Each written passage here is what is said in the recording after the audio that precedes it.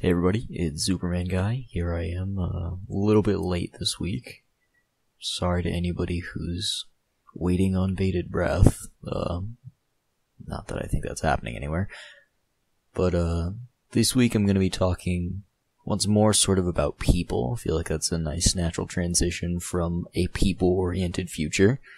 I really want to talk about personality, and specifically depth of personality, what it takes to be an interesting person. And I guess let's get started. Actually, before we get started on that, I want to make a comment about last week. I talked about politics and the environment, and I feel like I tiptoed more than I really want to with this. I feel like I spent a little too much time emphasizing how much I didn't want to offend people. And while I don't really want to offend people, some people are out there looking to be offended. And for those people, I don't care. Be offended. If that's what you want to do, please go be offended. Be irate and just attack something. Not a person. That's a bad idea. But attack something. Something inanimate that isn't gonna fight back, like a lamp or something. But, yeah, so, I feel like I want to tiptoe a little less. I want to be a little more forward and confident in my thoughts. So, that having been said, I'm going to move on to people and personality. So, I guess we'll begin just by sort of describing what I mean when I say people and personality. I think somebody with a good personality is somebody who shows a really intense depth of character. It's somebody who you can sit down and talk with for hours and hours and hours and never be bored and never even really feel the need to start telling your own story. You can sit there and listen to this person just express their own thoughts and opinions and experiences for hours and hours. And in my own experience, I've found this most often in older folks. Like, I know I personally can sit down and listen to any of my grandparents sit down and just talk about their experiences with funny people they've met over their lives. Like, over this spring, I spent I had a weird off day where I didn't really have to go to any of my classes at university. So I went and spent the day with my grandpa. And he just told me about the wacky characters he interacted with through his long career. And that was really cool to me. So I feel like that sort of naturally builds as a person just ages and has life experience. And I think that's kind of a bummer.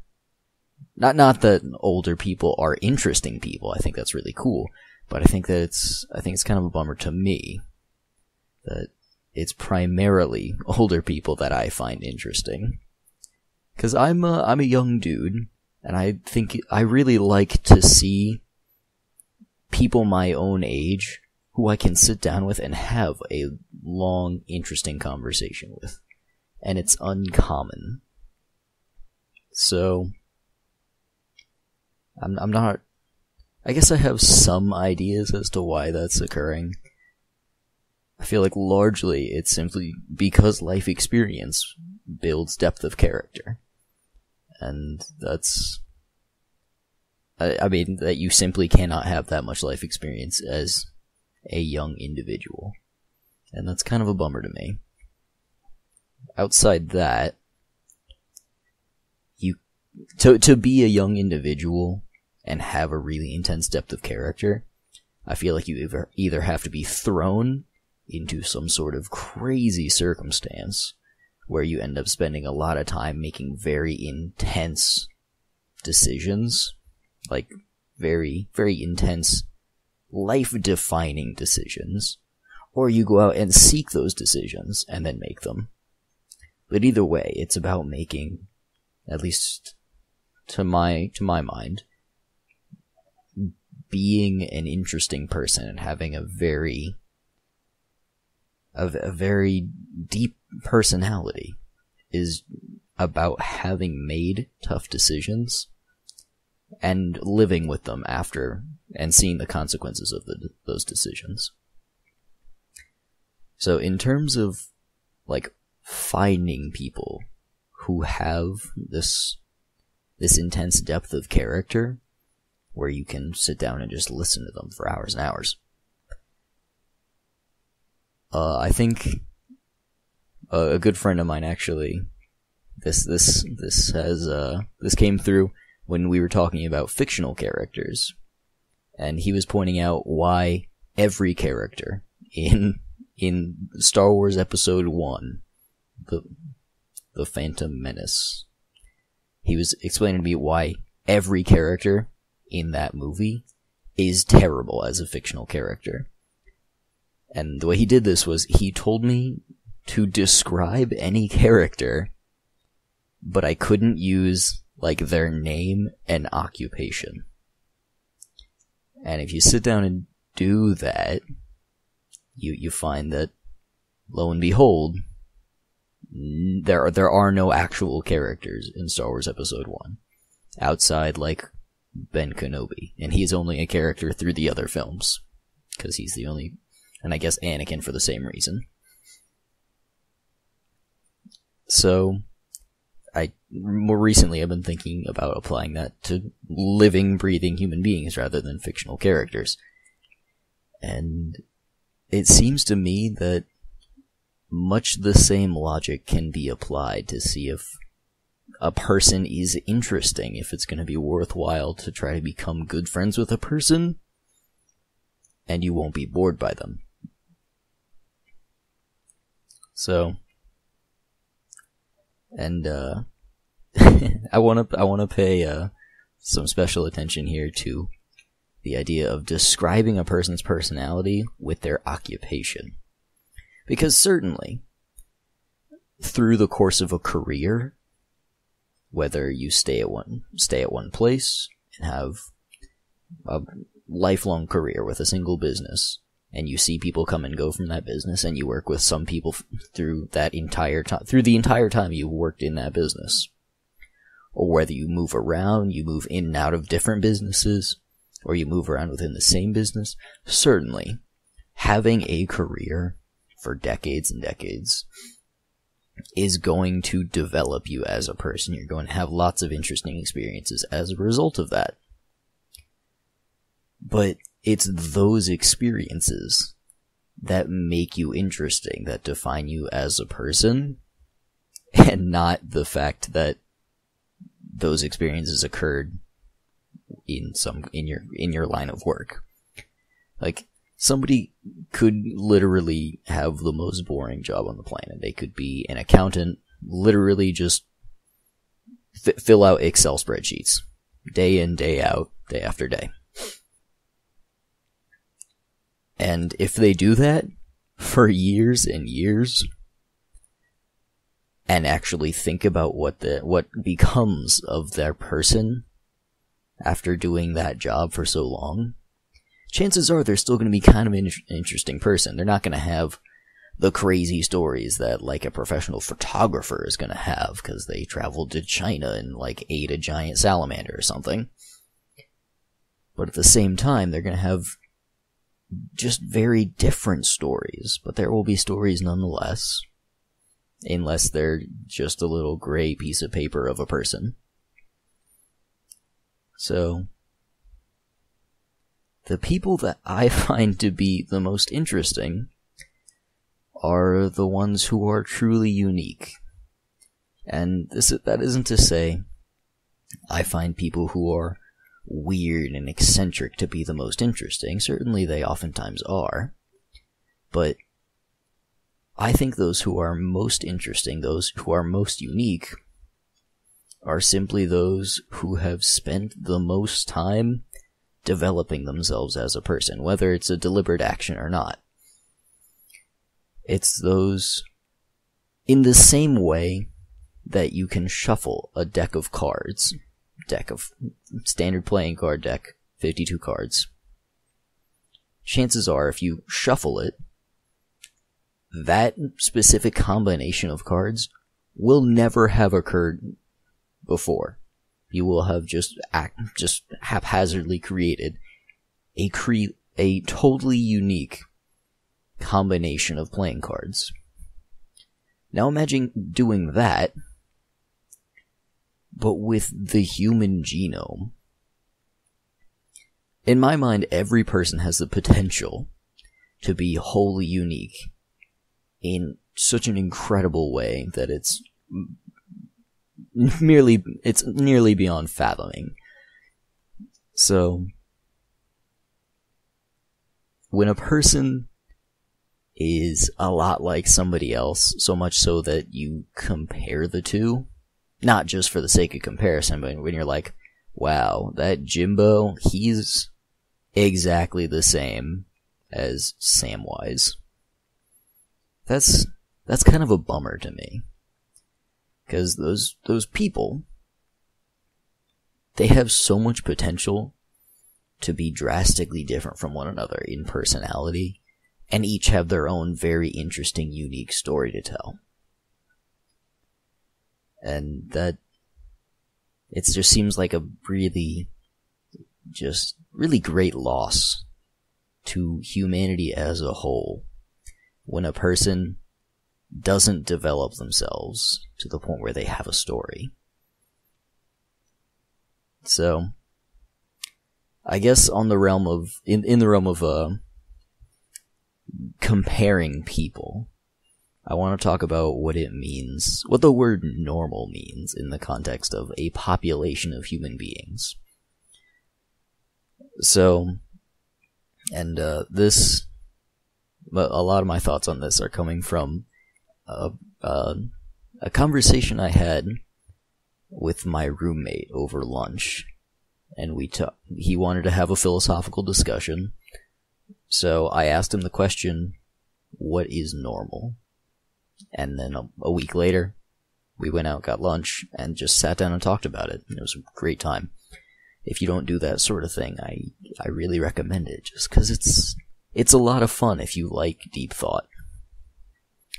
But the way this conversation sort of rolled is we sat down, and he told me that normal is super difficult. Like, everybody uses, well, not everybody, but people use the word normal as if it makes sense, as if you can say normal and people will know what it means. And to some extent that's true, but when you really get down to it, everybody has their own special definition for normal. It means something very different to everybody. Depends on where you are, depends on who you are, depends on what you do. And it sort of throws a monkey wrench in the whole concept of normal. So, I asked my friend to describe a normal student at our university. And he told me that it was probably a white male. And then he didn't really have a whole lot more than that. He told me probably wearing khaki shorts, maybe boat shoes or loafers, and like a baseball cap and a polo. And I said, sure, that's a frat guy, but where our university is, sure, it is a predominantly white university, and that is what it is. It's sort of an odd fact. And sure, it is a predominantly male university. Once again, that is what it is. Just sort of an odd circumstance. But outside those two very, very vague descriptions of humans, it was really difficult to describe an average student at our university. And that sort of got us thinking. So, from there, we went on to talk about how somebody who's born in the inner city, their concept of normal is going to be drastically different from mine, from his, from anybody else's. To give a little background on what normal means to me, I grew up in in a very wealthy suburban area. Predominantly white, very wealthy, not a whole lot of cultural diversity, not a whole lot of economic diversity even. And as a result of that, normal for me ended up being these snobby white kids who spend a lot of time caring about themselves. Not that being selfish is the worst thing in the world, it's just boring, because there's so much more going on in the world that if you spend a lot of time thinking and acting for your own self, you're not going to see that much. And I think that's kind of a bummer. Personally, I want to experience all the things. I want to try everything once. Just to know what it was like. So, on that note, I want to talk about experience. And, I guess what it means to experience a thing, and how that can develop a person.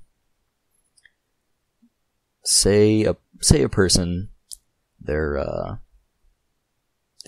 grow up with a single parent. Let's say their mother dies when they're young for whatever reason. Or some degenerative disease, why not? So they grow up with a single father. Let's say the father's depressed because his wife died and it was sad. And the child ends up having to spend a lot of time caring for herself and for her father. And as a result of that, she develops a very strong, willful personality. But at the same time, she always knows in the back of her mind that she has a genetic predisposition to some degenerative disease, the same that killed her mother. And that weighs on her. And that's her experience. That's her childhood. So, that makes for an interesting person, I think. But only if this woman, when she grows up, acts and becomes a person based on how those experiences changed her and shaped her as a person, rather than just on the experiences themselves. So, because she had just care for herself and her father, she developed this very strong, willful, really just a go-getter. That's her that's her owning her experience. She grew from them, she developed as a person because of her experience.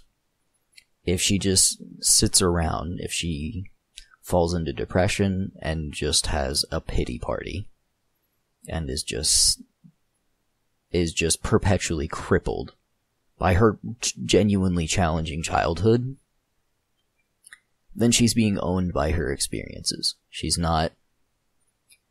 is her experiences rather than being herself. So, I think that too aids in making a person interesting, and in making a person deep, and making a person valuable. And along those lines, I sort of want to talk about happiness, and how that translates into a person being interesting and fun. So, happiness is sort of a tough term. It means a lot of things to a lot of people. Lots of people associate, this is a funny thing. Happiness, oftentimes is associated with money. And people won't admit it. Those who do are more honest than most. But for the most part, people will say, no, happiness, my life doesn't revolve around money. My happiness is not at all associated with my money. And I think for some people it is true. But I think for more than will admit it, it's not. Their life becomes so caught up in the things that money can do that they irrevocably tie their own happiness to their money. And that's really depressing. But outside that, what I think happiness is just the ability to be content with what you are, with who you are, with where you are, that being socially, economically, and I guess internally, just within yourself. But at the same time, it's not just contentment. I think it can still involve an ambition. It can involve a deep-seated desire to move forward and to have progress as a person or as a people. And, yeah, happiness is a tough one. But chances are, if I say think of a happy person, you can do it. You can think of somebody who's always smiling, just seems to be having a great time, and even when things aren't always going their way, they roll with it. They're like, well, that happens. I'll move on, I'll learn from it, and I'll have a good time. And I think that's special that those people exist. I think true happiness is very, very rare, but it's not that it spreads. People who are truly happy, if you can name one, chances are lots of other people would name that person if you were to ask them to name a happy person. So, in a web of people where you have degrees of connectivity to everybody around you, say you're good friends with your neighbor, and they're good friends with their neighbors, but you don't really know their neighbors that well. But let's say your neighbor's the really happy one. That little node of happiness is gonna spread. And I think that's really cool, and I think that's really special. Because humans do tend to, I think, towards sadness, or maybe not sadness, but to being discontent. And yeah, happiness is a weird one, because it seems so easy. When you sit down and think about happiness, some people will try to give a nice, witty, philosophical quip about, oh, happiness is a cold glass of lemonade on a hot summer day. And sure, that's not wrong, but at the same time, you kind of think, quit being clever. Would that make you happy? And sure, happiness can come in moments, but I don't think that's true happiness. I think true happiness is being able to live in the moment to such a degree that you're always happy. That no matter what's happening, if it's bad, you can see how it'll help you in the future. And if it's good, you enjoy it. And I think it's hard to do that. Living in the moment's very difficult. This sort of goes back to happiness being tied to money. Money is it's not at all tied to the present. When people think about money, they think about their job, and how they might get a promotion and potentially make more money, or about how maybe they should go get a different job to try to make more money, or about how maybe they should pick up another job to get more money. But it's always about things they could, should, or maybe will do. Very rarely is anybody who's dealing with money, thinking about now. Now I have these things and I like them and I'm okay with that. I think that's not how money works. Money is inextricably tied to the future, and I really don't want to continue talking about the future, but that's where money is. Money lives in the future. It's things, because money is a middleman. You don't want money. Nobody wants money. People who think they want money really either have mixed up their priorities and think they want money because whatever. But most people who think they want money really just want the things that money can potentially get for them. And there's nothing wrong with that. The issue, at least for me, comes in when people focus on the money and not the goal. Not whatever, they don't see money as a stepping stone between themselves and what they want. And I think that's a problem. So I don't really know how to go about fixing that either. I think one of the best ways to do it is just with a little self-awareness and some willpower.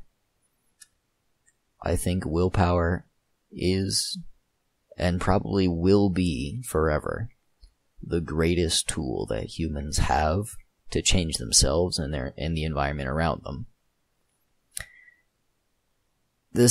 That being, without willpower, literally nothing could ever get done. If somebody doesn't have the will to eat, they won't. And I suppose that's tied to, if somebody doesn't have the will to survive, they simply will not, because they don't care to.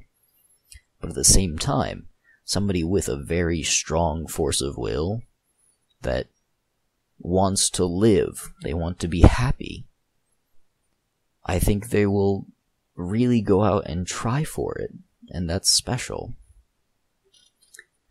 So, and outside that, willpower is also, in my view, the greatest tool that humans have for fixing themselves and each other. Because humans are fragile. Humans are fragile in body and mind, and there's not a whole lot of getting around that. Humans can get really broken in a bunch of ways. We can have mental disorders. We can be physically broken.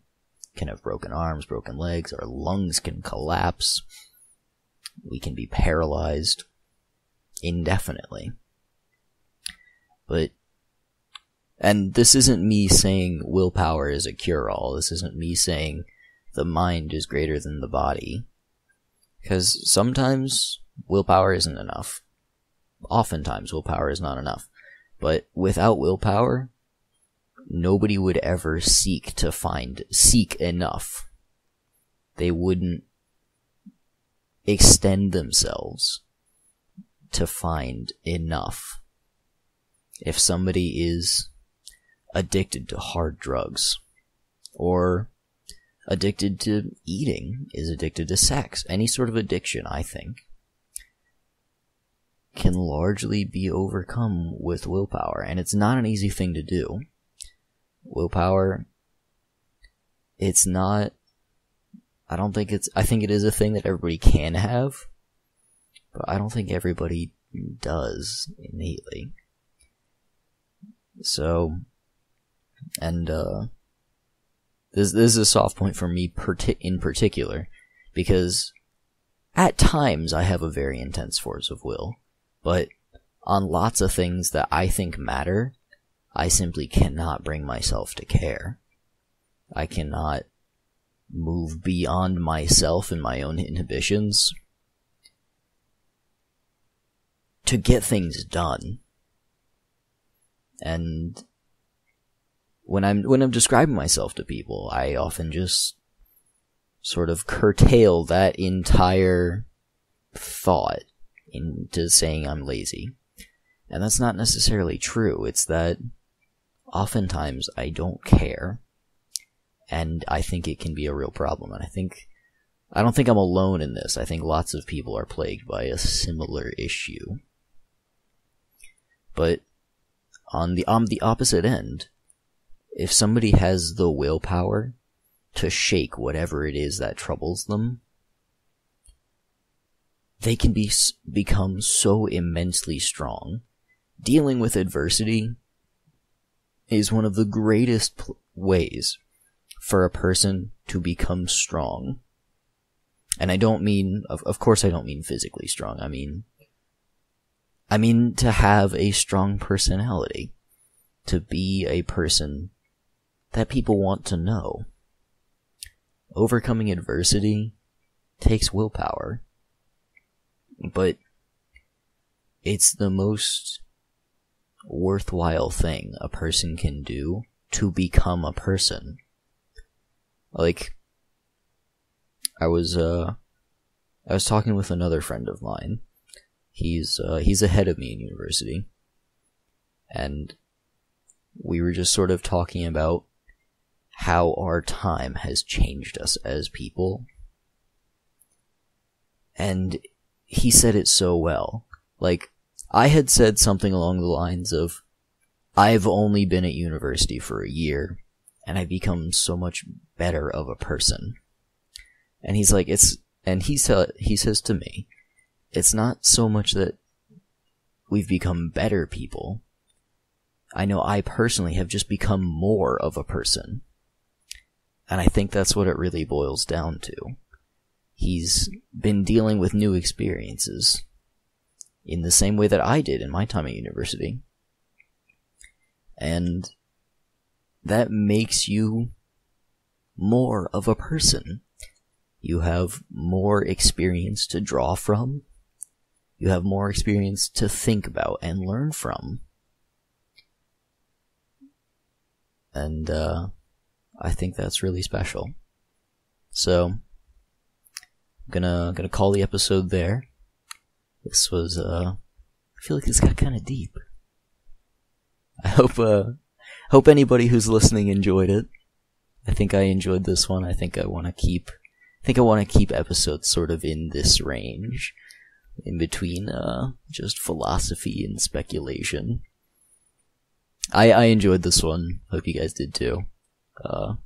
Sorry it was a little bit late. I'll catch you all next week.